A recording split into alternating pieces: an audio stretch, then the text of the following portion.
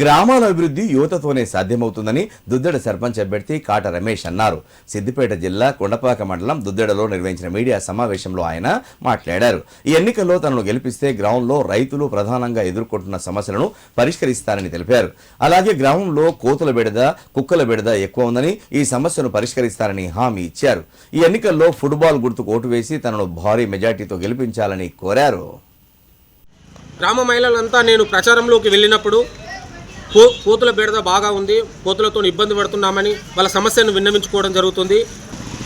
పండించిన పంట ఆరబెట్టడానికి మరియు వాటిని విక్రయించడానికి సరైన సదుపాయాలు లేవు.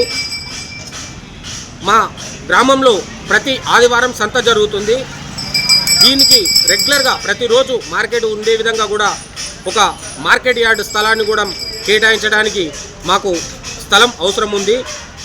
ఎంతోమంది ప్రజలు జీవిస్తున్నారు ఇక్కడ.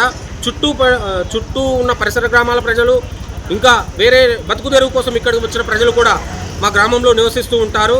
ఇంత పెద్ద గ్రామంలో ఒక మంచి 50 పడకల ఆసుపత్రి కూడా మా గ్రామానికి అవసరం ఉంది. నాలాంటి ఒక చదువుకున్న యువకుడికి ఒక్కసారి అవకాశం కల్పించి ఈ సర్పంచ్ ఎన్నికలలో నన్ను గెలిపించగలరని అభ్యర్థిస్తున్నాను.